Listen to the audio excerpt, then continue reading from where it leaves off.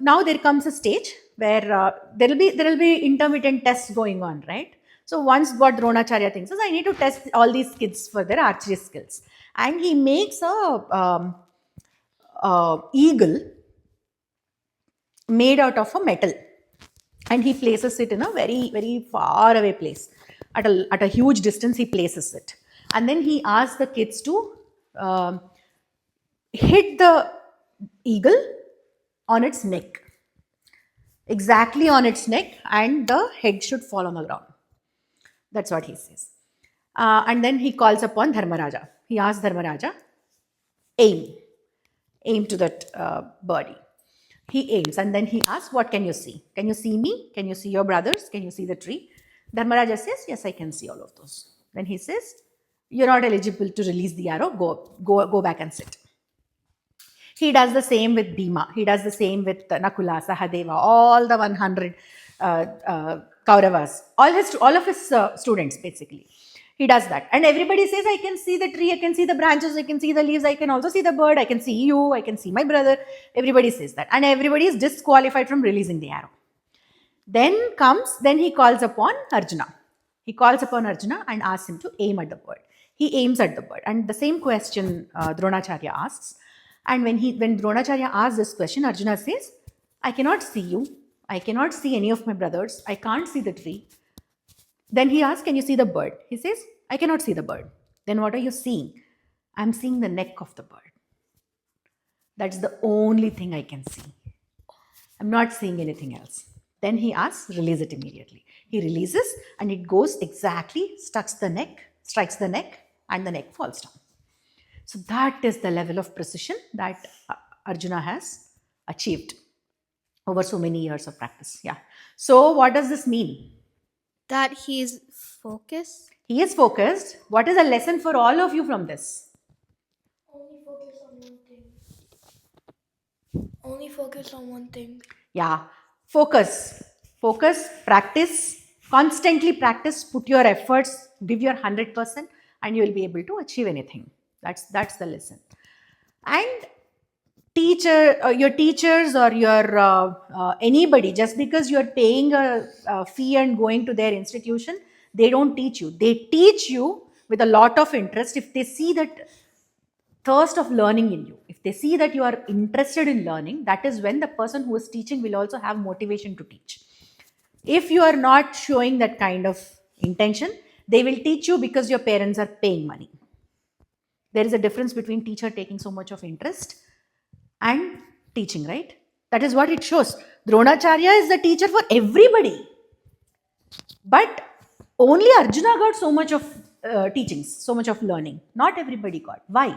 That is because Arjuna was so much interested in all these things. That is why. Okay? And then that test happens, and Arjuna comes out with flying colors.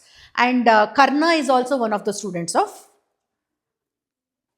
Dronacharya. Okay? And then once what happens? All these people. Is Karna a Kaurava? No, he's Naku nitye. No, you know Karna is the son of Kunti Devi, right? before she was Okay, yeah. Before she got married, and Surya's son and all that, you remember? Oh, yeah. That is Karna. Okay. Yeah. Then, where am I? Karna is also his student. And he denies Brahmastra to Karna. That is when Karna leaves the institute and goes away to another teacher. And that teacher is Parashurama. We'll learn about that story in another day. But today, let us focus on the next test that all these kids are going through. Okay, now all these kids, they go on a picnic kind of a thing. Not picnic, but they go on a hunting trip. The next thing that Dronacharya wants to see is how do they deal with moving targets. Last time the bird was a stationary target. It was just sitting out there. But now they go to hunting so that he can also teach them how to aim and shoot the moving targets. So they go, and when they go to this kind of hunting, they also take dogs, and dog is also kind of a squad. You know that, right? If there is some crime that happens, the dogs can sniff, and dogs can give the hints to the policemen and things like that. You know that, right? So they take some of the dogs so that they can help them trace when somebody is lost. They can also they can give some indication if there is an animal approaching, if there is a different kind of a person approaching, if dogs see something unusual, they bark, right? So that kind of indication, they take a dog along with them as well. So that dog, while they are on hunting, that dog it goes running and it goes somewhere randomly. And there is one guy who's following it.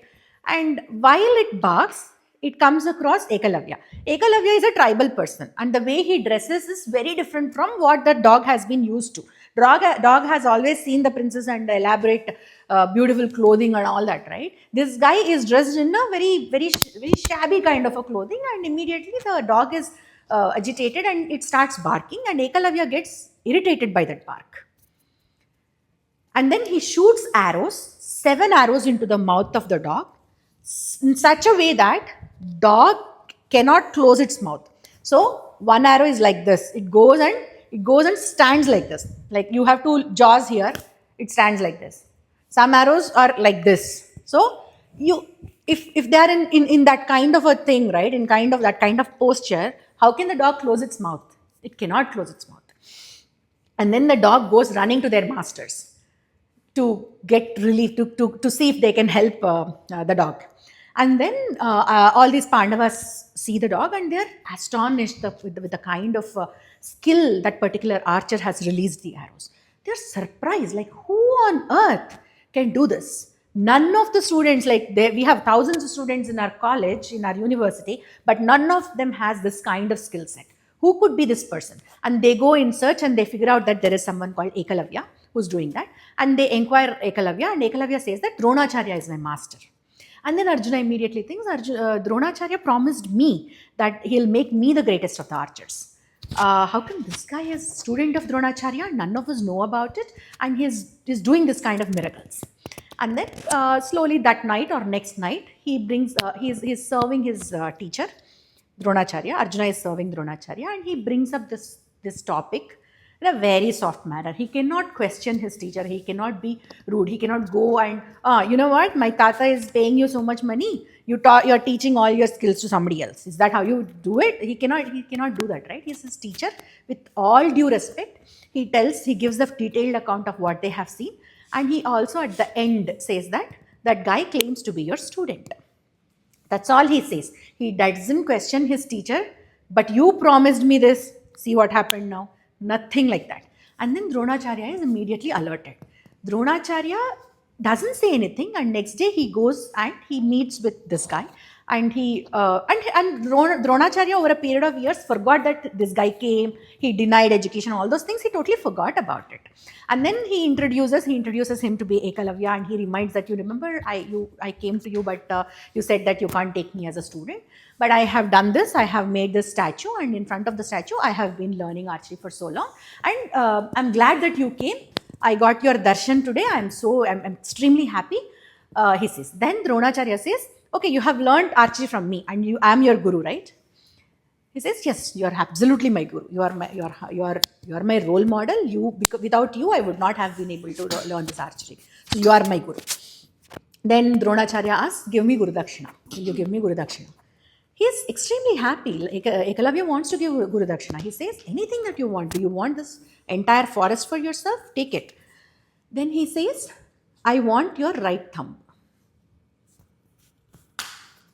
Why? Then because since he promised Arjuna to be like the best.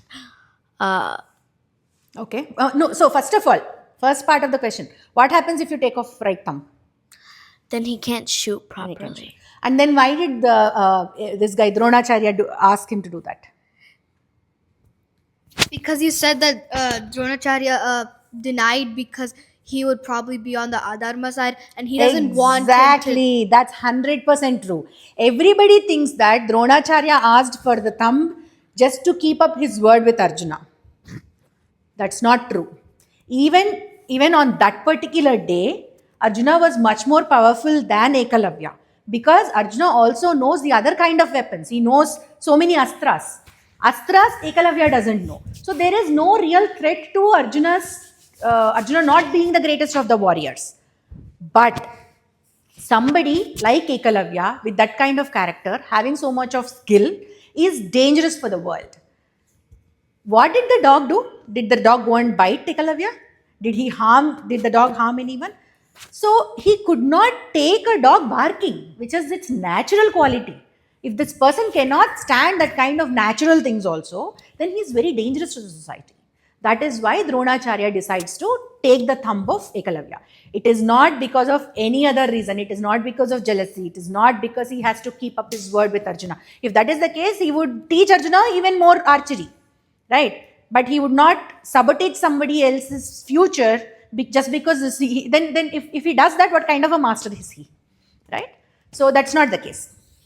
So this happens and Ekalavya loses his thumb, but Ekalavya is such a devoted student that he doesn't say no. He immediately, without a second thought, cuts his finger off and then gives it to Dronacharya. And then he in future he learns archery without thumb. He learns how to release arrows without thumb, but he cannot do it at the same level as he is doing with the thumb. But he does some level of, he reaches some level of expertise with that also. What's the time? Okay, 4 minutes. So and then there is one last test he does where Dronacharya enters a pond. We will finish this and from next week we can start the next, we will end the student life of all these kids and we will enter into their post-teen lives, okay? So there is another test that he puts and all of them go to a pond nearby. And in the pond, he puts his legs and there is a crocodile that comes and catches onto Dronacharya's feet. Dronacharya is screaming and he's calling upon all his students, asking them to save. There is water. Nobody can see the crocodile. If they release an arrow, they don't know where it is going to land. What if it lands in Dronacharya's leg? He would lose the leg. So nobody dares to do anything. But then Arjuna comes. Arjuna does the very precise calculation because he can see the feet of Dronacharya, right? It is in water. So if it is here, his leg would be ending at this length, and from there, like say 2 feet. His leg is 2 feet into the water. So that crocodile should also be somewhere in the 2 feet area, right? And from the leg, if it is holding like this, right, this is the feet and it is holding like this. So where could it be? Other leg is outside of the pond. Only one leg is in the water. So he makes that calculation. He releases an arrow. Like he releases 5 arrows and nobody realizes that he released 5 arrows. So they are so fast that they are released and the crocodile is killed. And he releases Dronacharya.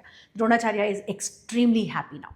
And then Dronacharya says, now is the time when I can ask for my Guru Dakshina. And then he says, in the next episode, we will see what kind of Guru Dakshina does Dronacharya ask with all these students and what happens next. We'll learn about it next week. Okay? Thank you.